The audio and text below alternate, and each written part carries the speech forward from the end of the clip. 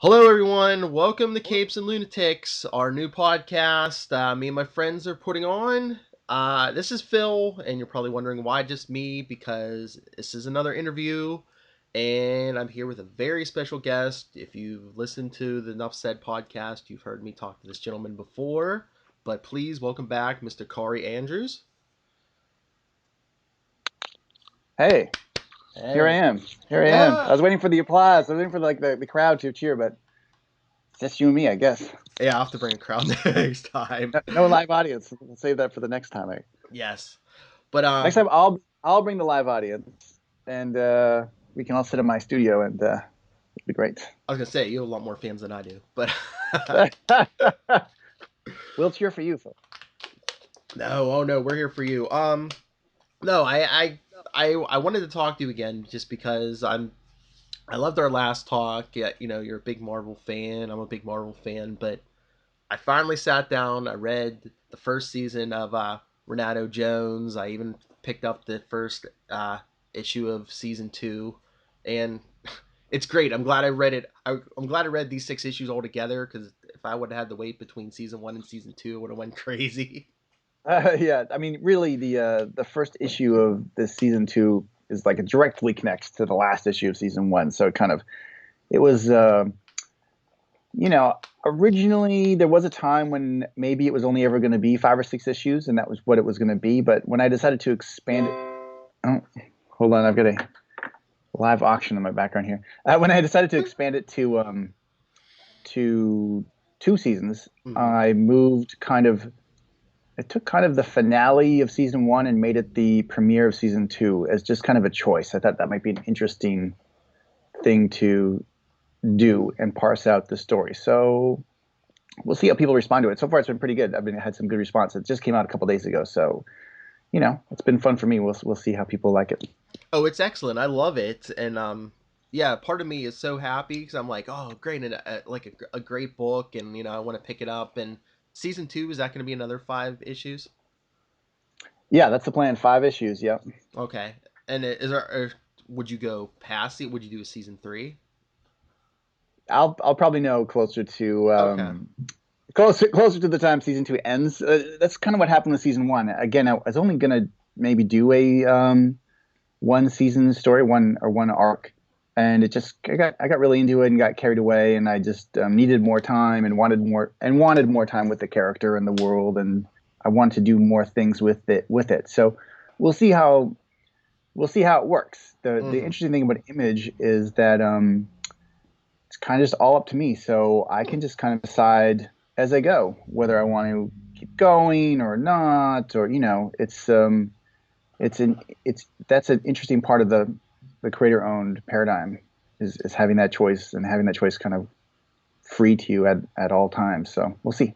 It sounds great, but yeah, no, honestly, I'm not just saying this because I'm on here with you. I love this book. I wasn't looking for another comic to get on a monthly basis, but I mean, it is only 5 issues a season, but still, I know I'm gonna if we get to another cliffhanger and be like, oh, I have to wait, but yeah, I honestly, my budget and me weren't looking for another book to pick up, but I have to pick this book up. It is just too good.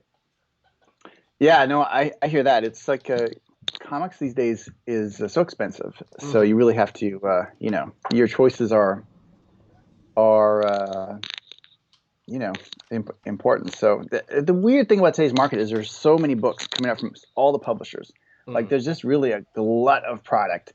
So it's like Marvel has so many books, and DC has so many books, and even Image has so many books, and it's interesting times both to be a reader, I think, and also a creator in this kind of field of choices and a lot of good books and a lot of good creators working. So it's kind of been strange times, but it's interesting.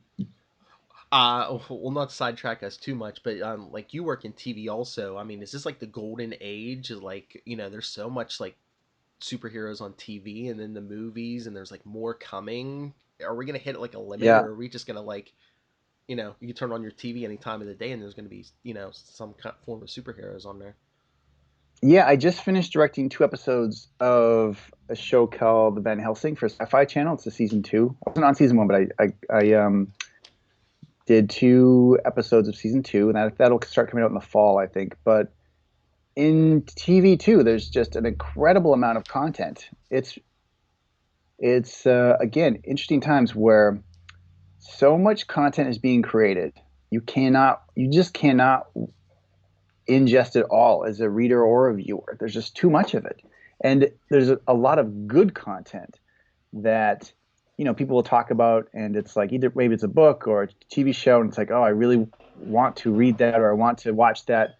I just it's hard to find the time to do it all, and so I don't know what's going to happen. Like, is it going to keep on going like that? I don't know. I've definitely heard some people speak of maybe a shift in the paradigm where it's going to become a culture of the niche and a boutique culture, and your audiences will be that 10%. You're going to chase that 10% of the total audience, and not worry so much about the total of the audience. But I don't know.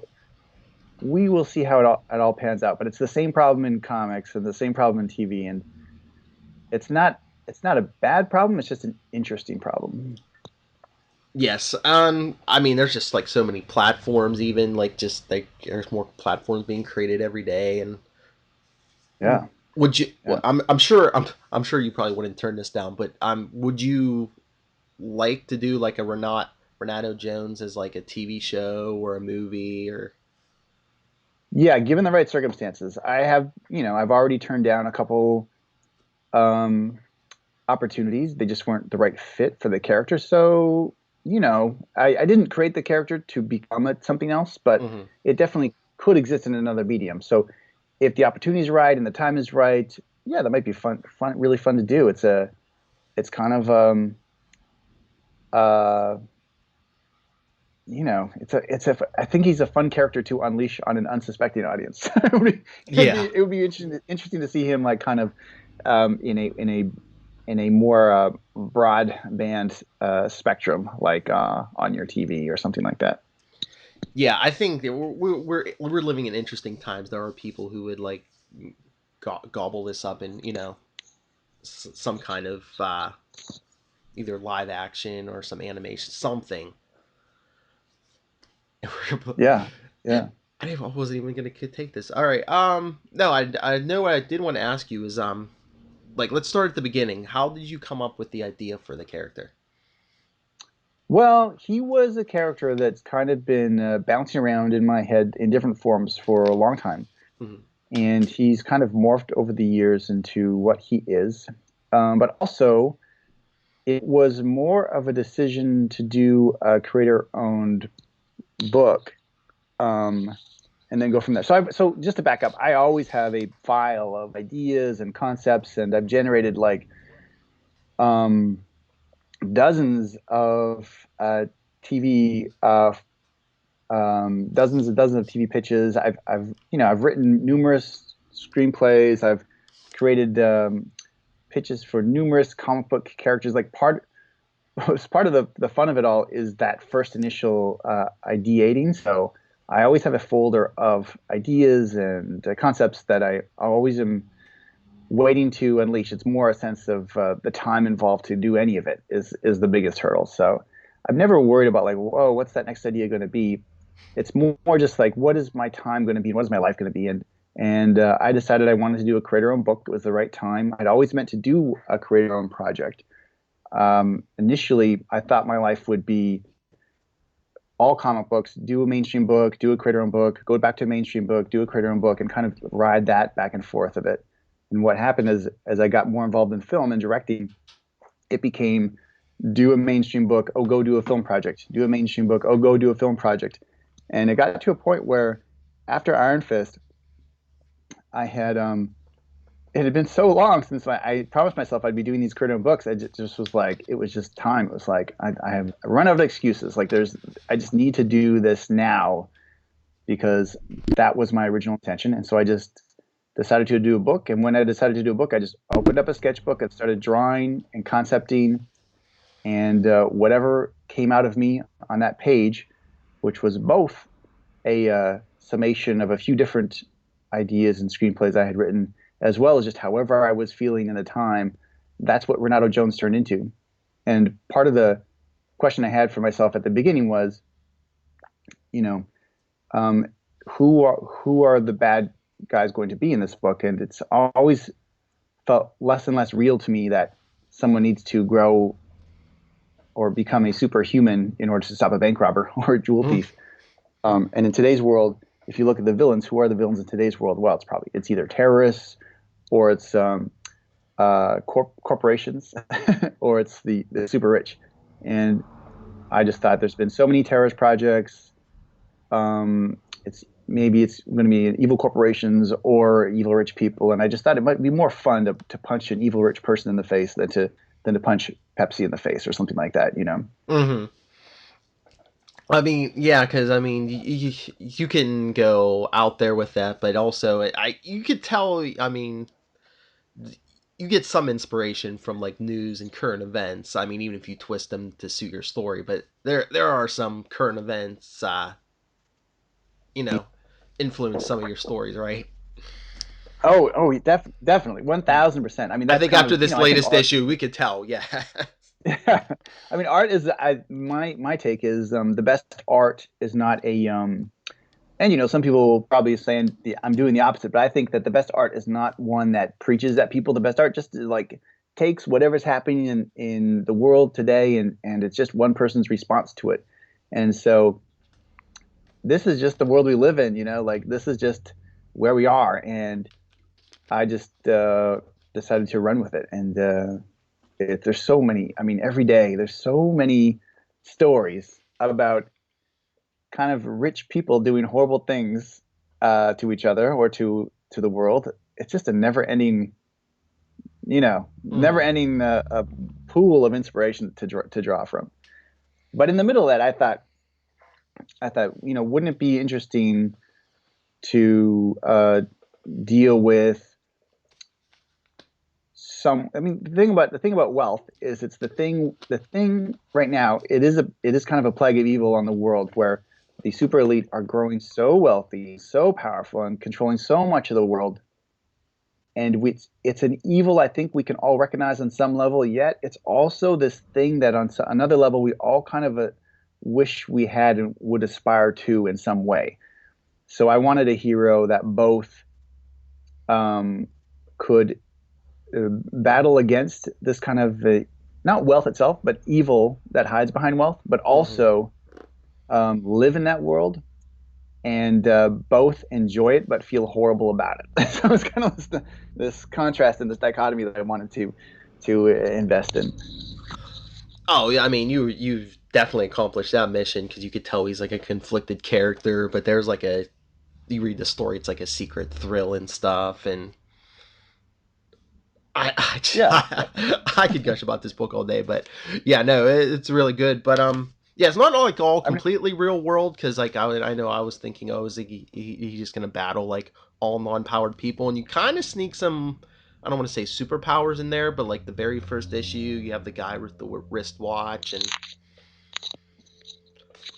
yeah. I mean, I just wanted, it's a big loud book, and I felt it wanted big loud characters, and I think for me, part of the fun of the early Spider-Man or early Batman books, the original books, mm-hmm. were always the cast of the bad guys. So I wanted more than just you know, ordinary people with ordinary, I wanted characters that could do interesting, unique things and play in a heightened world. Mm-hmm. I So it was, but so there's also, I mean, my favorite bad guy is probably Mr. Wicked Awesome, who is like yes.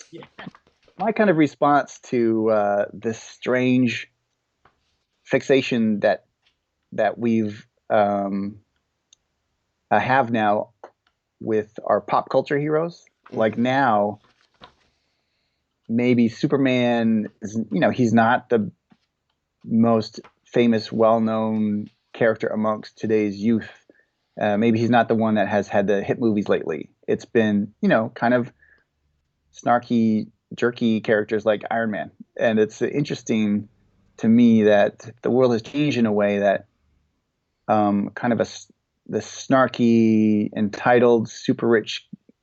character is the hero, and he's the one to aspire to, not the kind of like the Boy Scout is just trying to like make life better for people, but it's actually a self-entitled multi-billionaire who it fit with the theme. So I kind of went with, I basically took the worst aspects of the pop culture version of Iron Man with the worst aspects of the pop culture version of every other rich superhero that is enjoying success in today's pop culture, and kind of rolled them into one kind of bad guy. And I think he's pretty fun. He's pretty fun to write, anyways.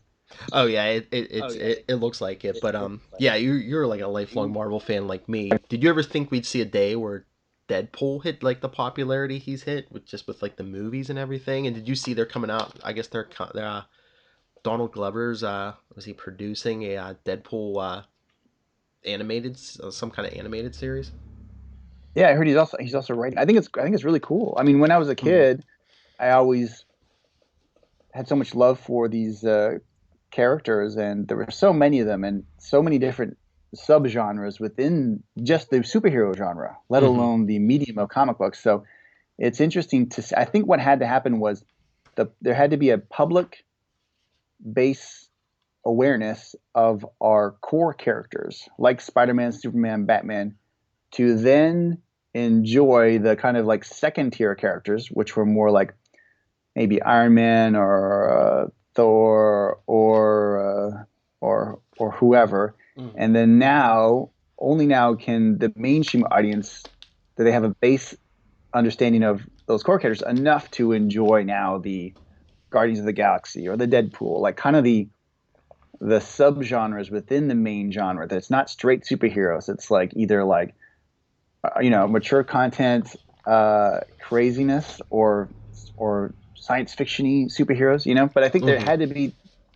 there had to exist those mainstream acceptance of those core characters, and then work the way towards them. Just like in comic books, we started with kind of these mainstream um, characters, and then have branched out into subgenres within the genre.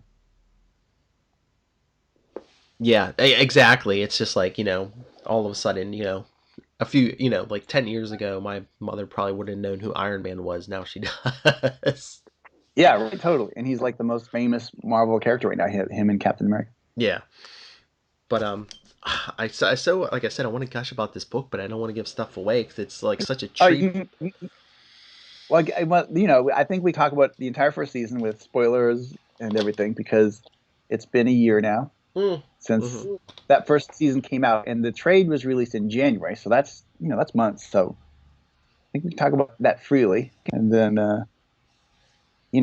for me, Hmm. this book is really about, there's a certain kind of story I wanted to tell, but also I really wanted to, and this is something I've been obsessing about for the past few years, but like invest in the medium of comic books specifically. And I think Hmm. because I do some directing, um, when I do a comic book, I really want to achieve things that can only happen in comic books. Like I want to use that language in to its fullest, and not pretend it's a TV show and not pretend it's a movie, but actually use the comic book language as a strength and create something that can only exist in comic book. And every issue, I try to do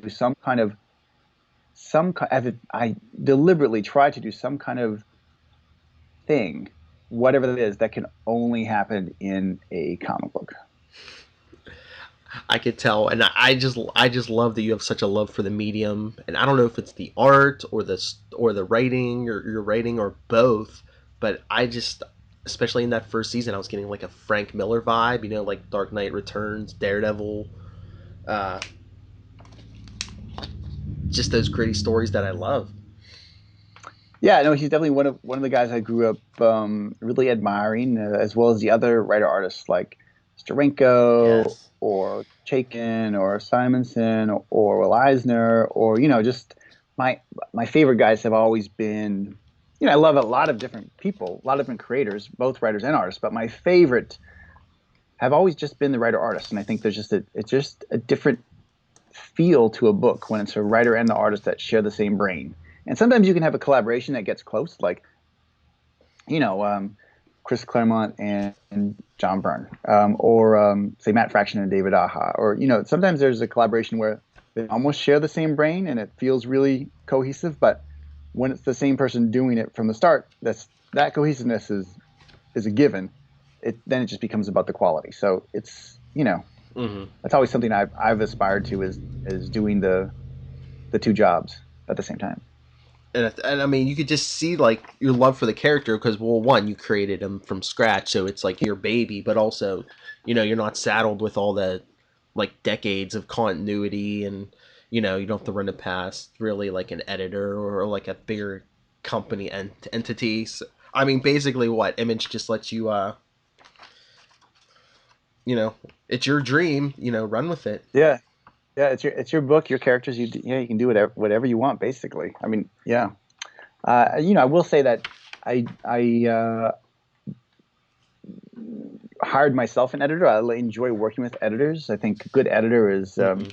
really important, an important collaborator. If it's the right fit, like you want the right fit for the editors. And I hired Sebastian Gerner to edit this book, and he's been great. And so, sometimes we'll talk about story, and he'll ask me questions and things like that. But really, it's Hmm. the best editors empower you to do your best work. And yeah, no one, Image or anyone, has ever put any restrictions on my book. It's probably, you can tell when you read it. It gets a little insane at times. Oh, and like I said, you could just tell how much fun you're having, and just how much you put in this book, because like it makes me laugh every time. It's just like the fake ads and all the Yeah, issues. I love those. yeah. The fake ads were, originally I thought Renato Jones. I thought it'd be fun to have like real ads in a comic book because when I was growing up, I thought the real ads in comic books were just part of the reading experience, and they kind of broke up the story. And I Hmm. never really paid attention to them, but they felt like part of the cohesion of a comic book. And then those have slowly been going away, especially in image books, where it's mostly just house ads inside an image book.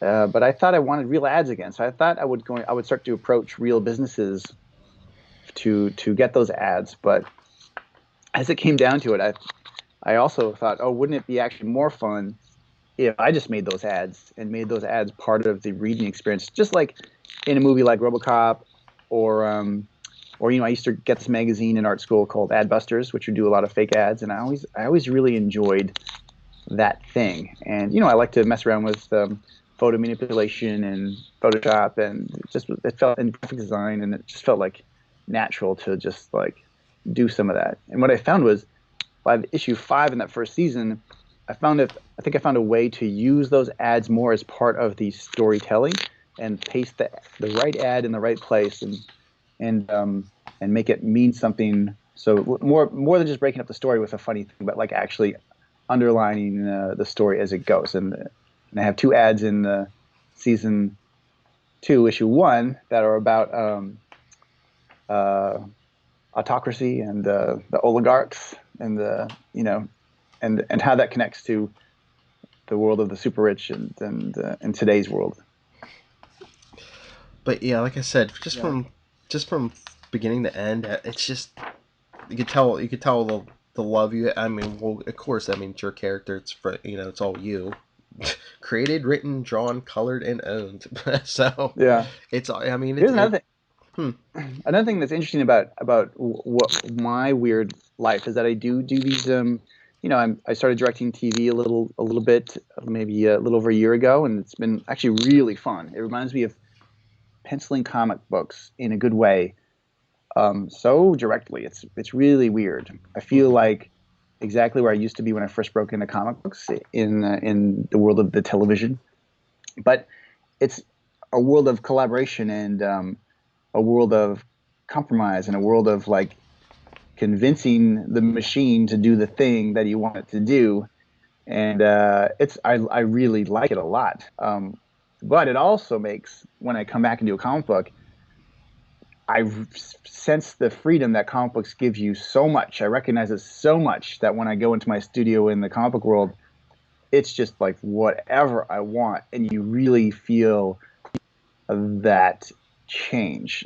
Like maybe you don't have as many eyes on the project as a TV show or a movie, but the the amount that one person can do in comic books like outmatches anything that any one person could ever do in film or television. So it's nice to jump back and forth between the two mediums and and feel the difference every time.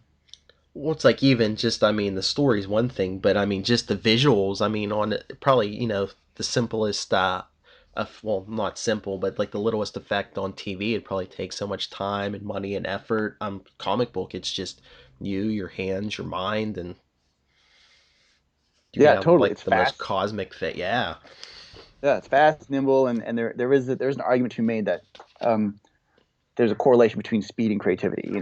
Creativity is something you feel in an instant, and if you find a way to implement those feelings and gut feelings in your work, that's when you can really feel it. And I think comic books just lend themselves to that feeling and that response. It's just a faster response, so you can really just go with it. Whereas, like, again, let's say I'm directing a film. Well, that screenplay was written a year, 2 years, 3 years ago. There are producers. There's a lot. There's actors. Everyone. There's a lot of opinions, and in TV even more so, Hmm. because if you're directing TV, you're just there for a couple episodes, and then you're gone. You're not around. It's another director who does a couple episodes or whatever. It's even, it's even harder to respond to those creative whims. And your job really is to find a way to get them in there, and that's Hmm. part of the fun of TV is like, oh, here's a big challenge. Like, how do I get this machine to do what I want? But in comic books, at this point, I just am the machine. I can write, draw, color. I can do almost every job and just be the machine. And just, if the machines, I always say, if the machine wants to make tacos instead of mattresses, well, if you're the machine, you could just make tacos. Yeah. But if you're not, if you're part of a machine, you have to convince the entire machine to start making tacos. Uh, and that's the real difference. But they're both great jobs, and it's really fun. I can do both. Yeah, I think that's why comics is probably like my favorite form of media, just because there's less hands involved. It's a more pure form of entertainment, especially coming from you because you do everything on most of your comics. So it's like there's one person behind the wheel. Yeah, and I really think that's what's happened with pop culture. Like, I think one of the reasons why comic books have started to take over a little bit is that the successful versions of comic book movies and TV shows are ones that draw from source material. I Hmm. think they draw from the best source material, and that source material was created quickly and rapidly, and without too many restrictions or agendas or other fingers in the pie. Like when you do a comic book, it's so fast. Even when you work for a big company like Marvel, there's not really a lot of um, restrictions. There's not really a lot of back and forth as long as you're doing good work. They're Hmm. they're very supportive. And so when you have 60 years of people just doing good work as quickly as possible, and the great stories are there. Now, when you take a giant machine, a giant $200 million machine that needs to make a profit and they need to make safe bets, well, they can either start to try to create that content from the ground up and with that entire agenda involved, like, oh, we need to make money and this is going to be very expensive and everything needs to be perfect.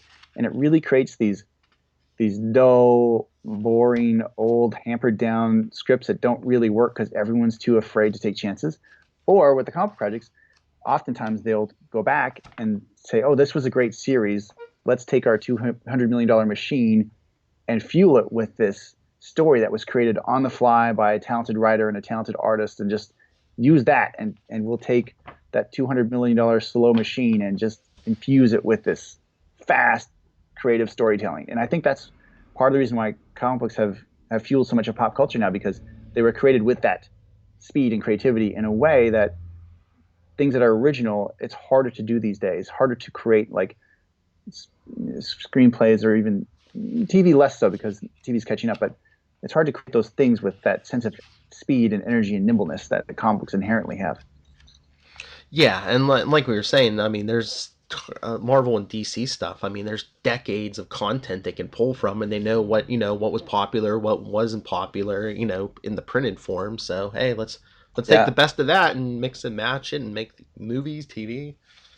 Yeah, and you can really see even in the Marvel and DC stuff, like some things don't work and some things work really well. And the things that work really well are generally the things that were infused with strong strong storyline from the past. And Hmm. things that don't quite work, where you feel like it doesn't feel like the same character, and it doesn't feel like the same experience, are ones that whoever the created that TV show or that movie, they kind of just try to do their own thing Hmm. with, but have the costume be the same. And like just to pick on Green Lantern, but like that Green Lantern movie, something like that, where maybe the agenda wasn't to honor that character, it was just to create a new thing and call it a superhero movie. You can feel that. You can feel Hmm. that. But if you take a show like Netflix Daredevil, well, that really leaned into the Frank Miller stuff and the Frank Miller run on Daredevil.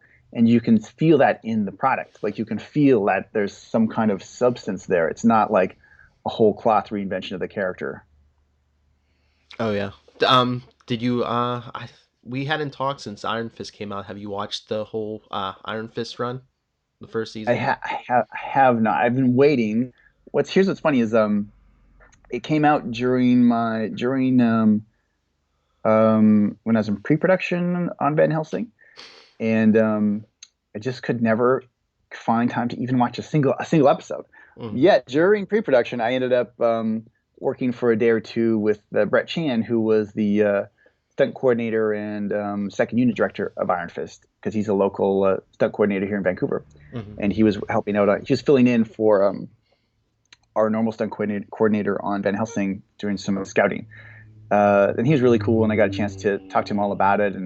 But I still have not found the time to watch the series. I've read a lot of the responses to the series, but that's all I have. I haven't actually watched it myself, so I'm reserving judgment until I see the final product. But I'm well aware of both the positive and negative responses it's had. So I'm curious Yeah. to see what it's really like. I think it was a good series. I don't think it deserved all the like most of the criticism it got.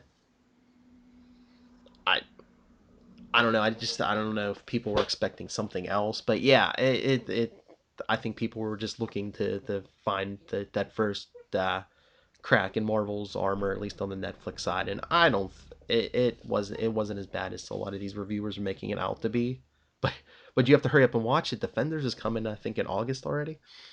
I know. I feel horrible. I'm just now back from the TV show and just like slammed catching up with my workload in the comic books. So Hmm. I am just up to my neck in Renato Jones right now, drawing furiously.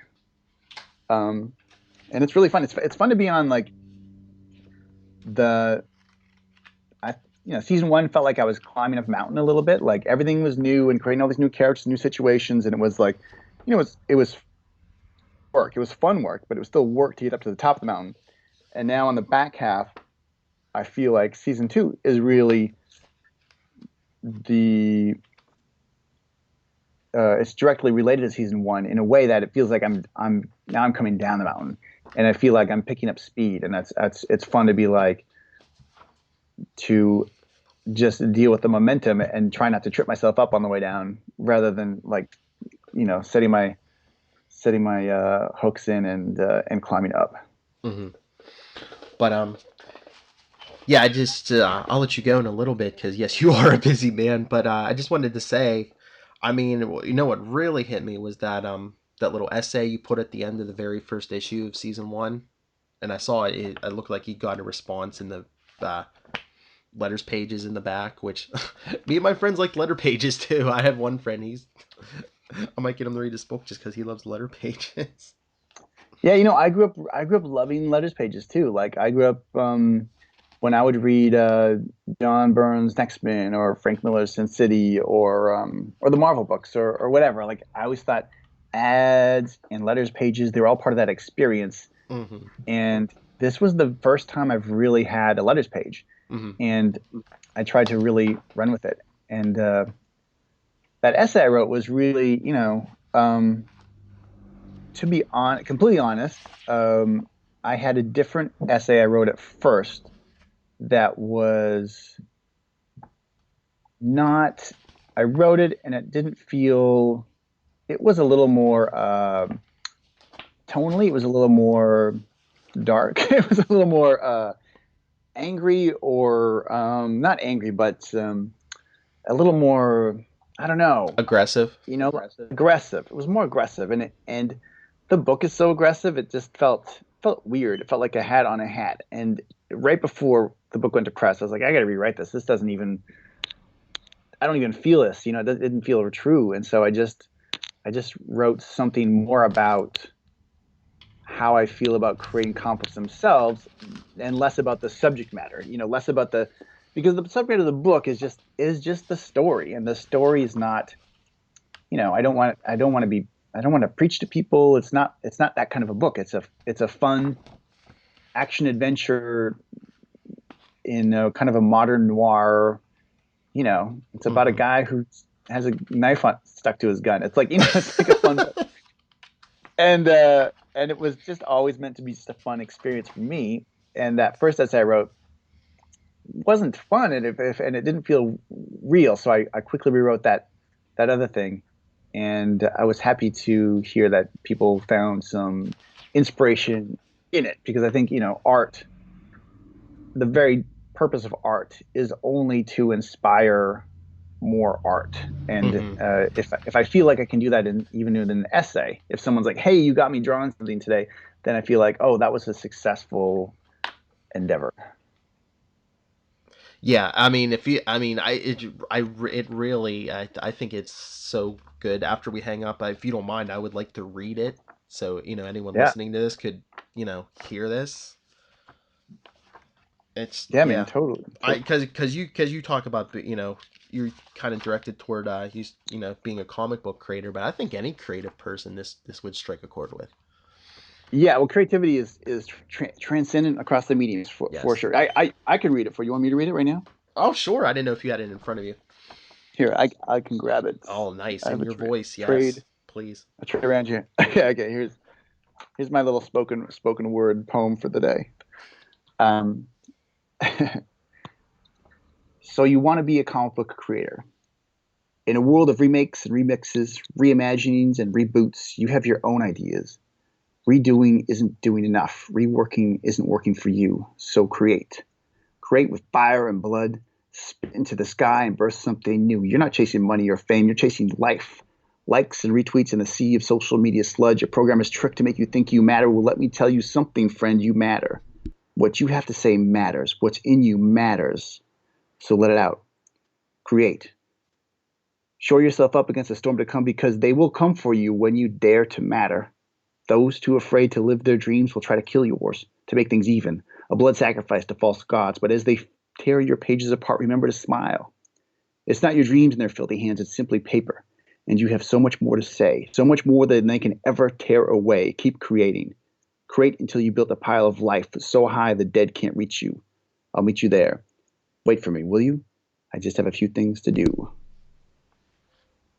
And that's how There's the that's applause. oh, there's the audience.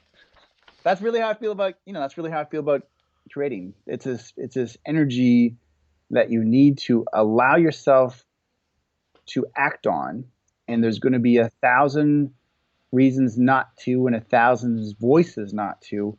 And in a strange way, and this happened in this book, the louder the voices in you and around you not to do the thing that you want to do, that must mean it's the thing that has to be done, in my mind. So if you stumble across some creative endeavor, and you hit unexpected, unexplained resistance from people you love, friends around you, people you work with, the world, like, to me, that's a sign that it needs to be done. And that happened with this book, and it just fueled me to do it. And it makes the completion of that thing that you set out to do more fulfilling, uh, when there is such a great deal of things to that are trying to stop it from happening. So that's part of why I put that all in there. And Yeah. you know, Yeah, it touched me, and like I could tell just reading it I could feel the sincerity, and I just thought, people, especially any creative out there, they needed to hear this these days. Yeah, it's hard. I think the hardest thing being creative in today's world is social media. Like it's Mm-hmm. tricky, man. Like I wrote in there, a programmer's trick to make you think you matter. Well, that's what social media is, in my view, and I can really feel it, um, because you post something, right? Maybe it's a drawing, maybe it's a poem, maybe it's a statement about something, and when you post something, all of a sudden now you have likes and dislikes, Mm-hmm. and and it's these, Facebook and Twitter or Instagram, they're all set up for you to feel validation when someone clicks on a like or clicks on a retweet, and that makes that thing that you did feel important or like it connected with someone, Mm-hmm. and it tricks you. It tricks you because you think, oh, I've got 5,000 likes. This must be a really good thing that I did. But art is not uh, uh, supposed to be an agreement from all people, right? Like the best art should be kind of combative and should be kind of divisive. I think like the art that matters is the art that you like that your friend hates. That makes it important to you and not to him, or it's important the other way. But if something like homogenized art, well, that's maybe if everyone liked the thing you did, maybe it's worth less. Like if Mm-hmm. no one felt resistance towards it, maybe it's worth less. And it's kind of like this. It's Social media has kind of created this weird idea of falling in line with public opinion, and public opinion is what matters and not the art itself. And in a weird way, it's like you have to just be aware that that is what that is a little bit, and you're not seeking public agreement with your art making. You're seeking, you want to push buttons and ask questions, and and Mm-hmm. show people things that are they may not like, or things that they do like, but you want to, it's tricky. It's tricky, especially if you're like just emerging as an artist or a musician or whatever. I think it can be, you got to ask yourself, what kind of ice cream do you want to be? Do you want to be vanilla ice cream? The kind of ice cream that everyone kind of likes, but doesn't really ever transcend into its own unique voice? Or do you want to be, you know, that strange, unique, rare ice cream that only a few people love, but but a lot of people just are not fans of? Like it's strange times. Oh yeah, yeah, I don't and know. it just it makes me think of an article I read not too long ago. It said I think it was for writers, but it basically for anyone. It was basically just said, yeah, people may not be watching right. Not a lot of people might be watching right now, but write like they are, because one day they will be. Yeah, yeah, You just have to and go the just beyond distance. it's also beyond your control. And Oh if you yeah. look at like I grew up as a big movie fan, but without really an awareness of how those movies performed in the box office. But um, like if you look at a movie like Blade Runner, Hmm. uh, that was just considered a box office failure at the time, and who knew? Because now it's one of the most referenced movies of all time, Oh yeah, and both they're visually as remaking it. yeah, Yeah. they're remaking it. I look at a movie like Fight Club, which was in my day a super influential movie for me at that time. But that movie was a box office disaster in the theaters, and part of it is because it's anarchy, and people don't always Uh know how to huh. respond to that, especially at a certain age. You become less in touch with those feelings of blowing shit up. So you can't. That's why you just have to be aware of the social media is cool, and it's nice to get likes and retweets, and we need validation as well as we need that a little bit too. Hmm. But you just have to be aware that that's not the whole deal. And you know what? If you're writing, well, how many writers have been discovered after their deaths, or artists after their deaths? Yes. Like you just have to do the thing. And the cool thing about art is you never know. Like no matter how little success or great success you experience in your life, that thing that you did, that book you wrote, that painting you painted, whatever it is, that poem you wrote, that quote you did, whatever it is, that thing you invented, can easily have a life of its own when you're dead, and it will matter at some point to someone in the future. So you have to remember that a little bit too. If whenever you feel discouraged about art and art making. Yeah. Um, powerful, powerful stuff. Yes. But I just wanted to say, I think we'll end there. But thank you. I'm so always so appreciative when creators come on and talk to me, especially when they'll deal with me a second time, put up with me a second Yeah, time. no, no. Well, thanks for picking up Renato Jones. I hope the entire audience in your room right now also picks up the book. It's a lot of fun, and I think it's like I said, it's not a book about. It's a book. It's an action adventure book set in today's world, and whatever that means. It's Mm-hmm. not supposed to be a preachy book at all. It's supposed to be a book you can enjoy, but it does deal with some of the the things that are going bubbling up in today's society, Mm-hmm. like the division of wealth and what that does in a very heightened way. So I don't know. I think it's a fun project. It's definitely fun to create, and uh, I think now that season 2 started, I'll probably pick up a few new readers who haven't read season 1 yet. So it's like $10 at your comic book store. Pick it up. That's my pitch. Yeah, and I cannot recommend this book highly enough. I mean, this book is only one of 3 books I get that isn't Marvel or DC. So Cool. yeah, I'm very very picky with stuff that isn't Marvel or DC. So Oh, trust great, me, great, everyone, great. everyone who can hear this, go out, go get it. Season Yeah. 2, Well, issue 1. the other thing is, before I go, it's like I still love the Marvel characters, and I Oh yeah. will return to the world of Marvel for sure. But when I did part of the thing that drove Renato Jones, the making of Renato Jones, was I wanted to do a book that I couldn't do at Marvel. Mm-hmm. Like whether it was content or subject matter or storytelling or page count or visual devices.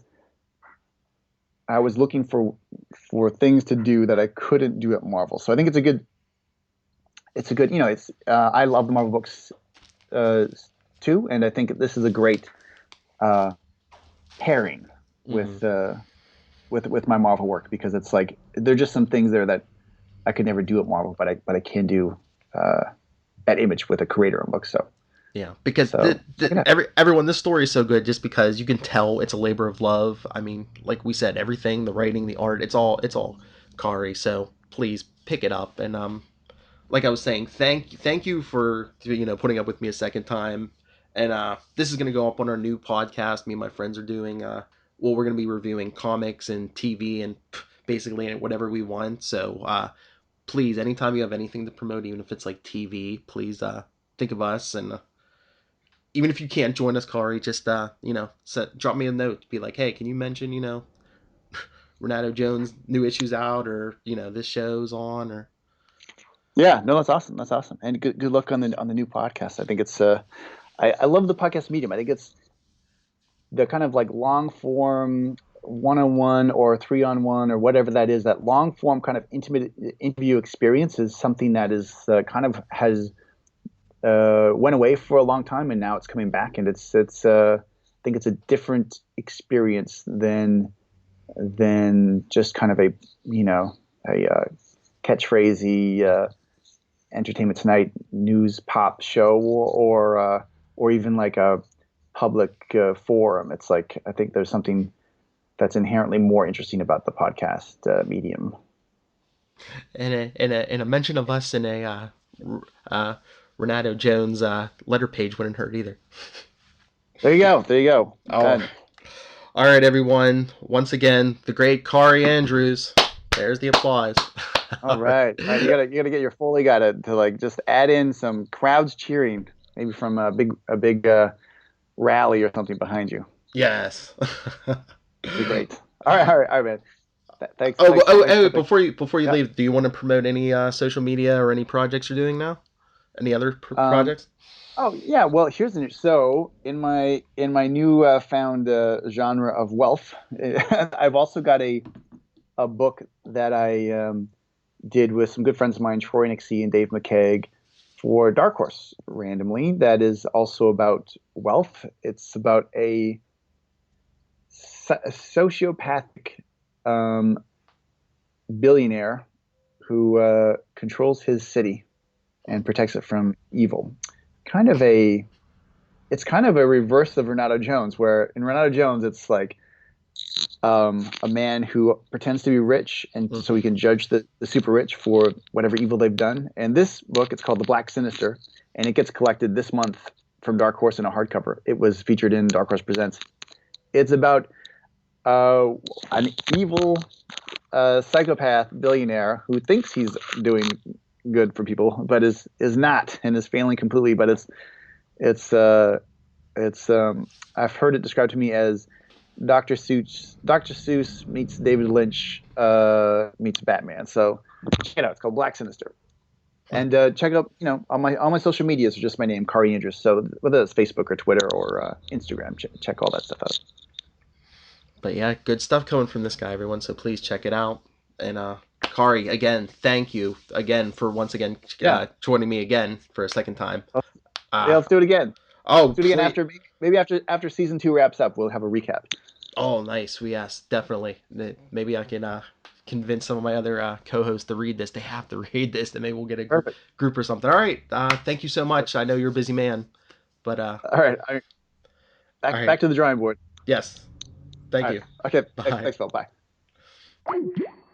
There he is, everyone. Great Cory Andrews. Such a nice guy. Such a great creator. Uh, but seriously, I wasn't kissing his butt or anything. I went into this book with no expectations, and well, like I said, I really can't afford another book, but I guess I'm gonna have to drop something else to follow this. But it's $3.99. Like he was saying, it seems like it's a thicker page count than you'll get from like a Marvel or a DC.